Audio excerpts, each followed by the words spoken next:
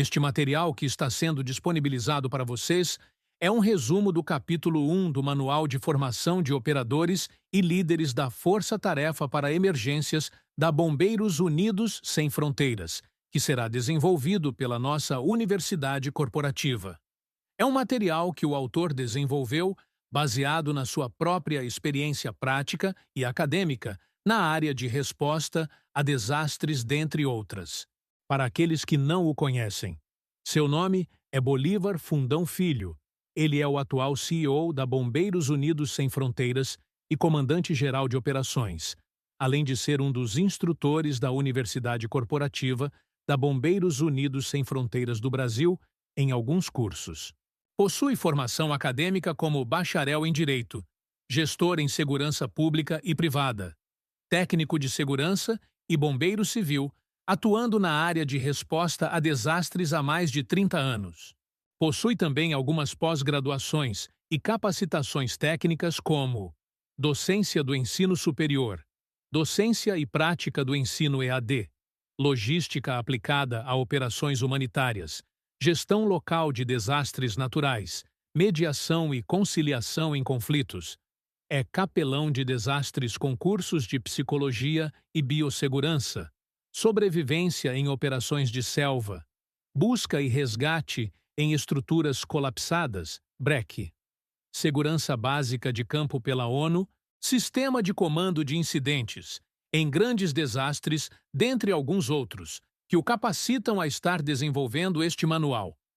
O Manual de Força-Tarefa para Emergências, desenvolvido pelo autor, está composto por 9 capítulos que serão disponibilizados aos poucos, através do seu canal que montou no YouTube para essa finalidade, e também para apresentar outros vídeos futuramente que possa ajudá-los a entender melhor as complexidades e nuances da formação de um profissional que atua em respostas a emergências, urgências e grandes desastres.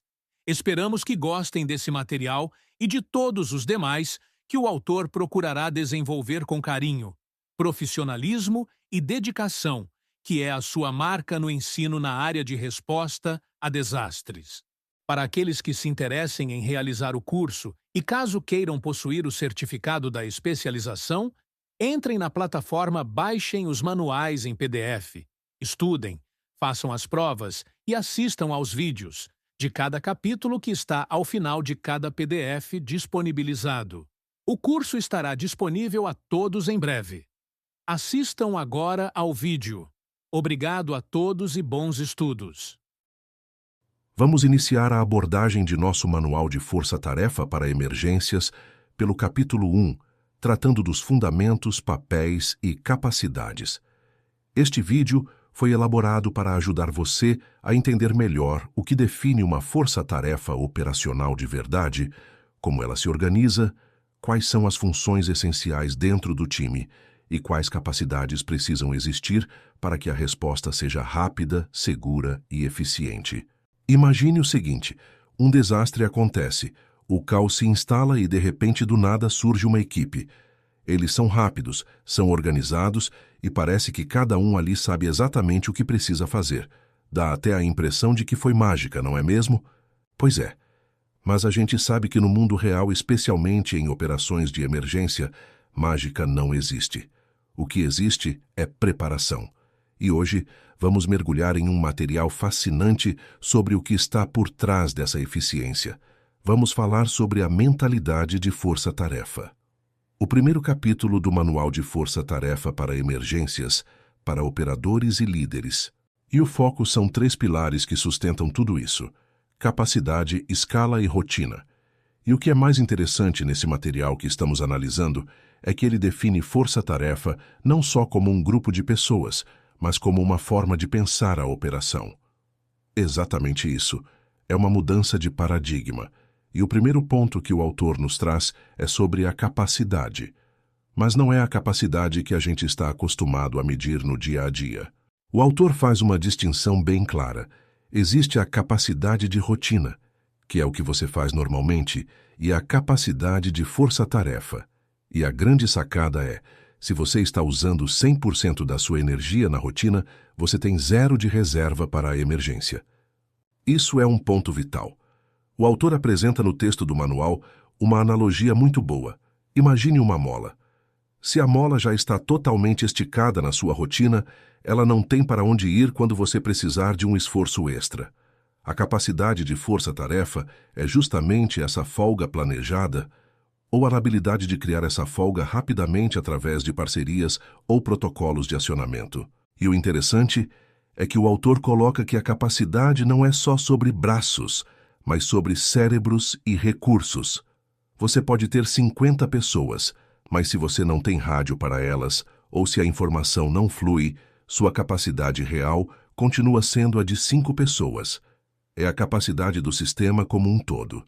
E isso nos leva naturalmente para o segundo grande pilar do material, a escala. E aqui a conversa fica séria, porque escala em uma emergência é o que define se você vai controlar a situação ou se a situação vai controlar você e a sua operação de resposta. E o autor do material define escala não como crescer a qualquer custo, mas como uma elasticidade organizada. Ele menciona que uma força-tarefa precisa ser modular. E o que isso significa na prática? Significa que a estrutura deve ser desenhada como blocos de montar. Se a operação cresce, você não cria novas regras, você replica os blocos que já funcionam. O material dá o exemplo do sistema de comando de incidentes.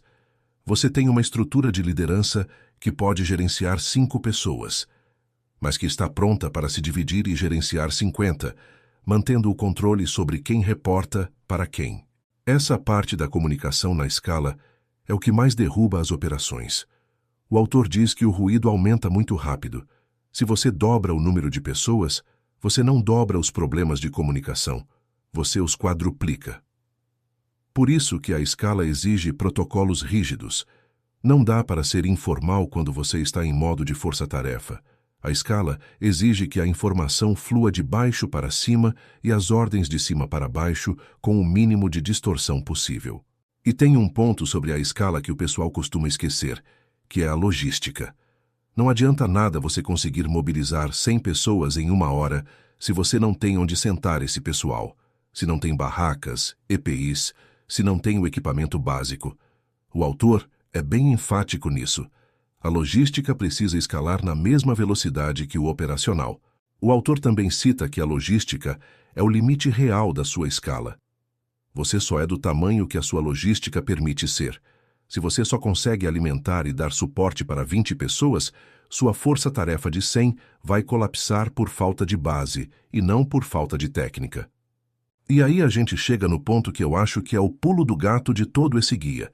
Muita gente acha que força-tarefa é algo que você liga na hora da crise e desliga depois.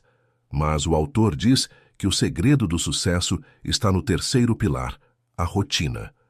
Esse conceito da rotina como treino invisível é sensacional. O autor defende que se você quer uma equipe que performe como elite no caos, você precisa de uma rotina de ferro na tranquilidade. A força-tarefa não é uma exceção à regra. Ela deve ser a extensão de uma rotina muito bem executada. É aquela história. Se no dia a dia, em uma terça-feira comum, a equipe já bate cabeça com comunicação, imagina quando tiver vento, fumaça, sirene e pressão de tempo, comunidade afetada e de imprensa local? O autor diz que a rotina serve para automatizar o básico. Se o básico é automático, seu cérebro fica livre para resolver os problemas inéditos que toda crise traz. E o autor vai além. Ele fala sobre o ajuste fino, usar a rotina para testar os processos de escala. É o que ele chama de simulação constante. Não precisa de um grande simulado anual, mas sim de pequenos testes diários de prontidão, mobilização e capacitação prática. E o interessante é como esses 3 pilares se conectam no final. A capacidade te dá o potencial de ação. A escala te dá o alcance necessário para o tamanho do problema, mas é a rotina que garante que a engrenagem não trave. O autor apresenta no texto uma reflexão muito forte sobre a mentalidade preventiva. Operar como uma força-tarefa é, acima de tudo, uma escolha cultural da organização. É parar de ser reativo e passar a ser proativo. e encerra dizendo que o maior inimigo de uma força-tarefa é a negligência com o dia a dia. Se você negligencia o básico, você está, na verdade, sabotando sua resposta futura. É um alerta para gestores de qualquer área. Esse mergulho que demos nesse material nos mostrou que ser resiliente não é sorte, é design. É desenhar uma estrutura capaz, elástica e disciplinada. Acho que esse conteúdo vai ajudar muitos comandantes a repensar como organiza suas equipes. Bom, chegamos ao fim do vídeo de suporte ao capítulo 1 do Manual de Força-Tarefa para Emergências. Task Force da Bombeiros Unidos Sem Fronteiras. Espero que esses conceitos de capacidade, escala e rotina ajudem você a construir sua própria força-tarefa, seja onde for. É importante você ter em mente que esse vídeo é apenas um suporte de ajuda ao entendimento do capítulo 1 do manual. Você precisa ler com profundidade e entender o contexto das ideias ali expostas. Se você é um dos alunos do curso de formação de operadores de força-tarefa, no final do capítulo 1 do manual tem um link que te levará à prova. Boa prova e até o próximo vídeo do capítulo 2 do Manual de Força-Tarefa. Apoie esse nosso projeto, inscrevendo-se no canal, deixando seu like, compartilhando com sua equipe, comentando de qual cidade e estado você está assistindo esse vídeo. Tenha em mente que esse conteúdo possui características educacionais e doutrinárias. Em operações reais, siga sempre os protocolos e normas da sua instituição e a legislação aplicável ao local em que está operando.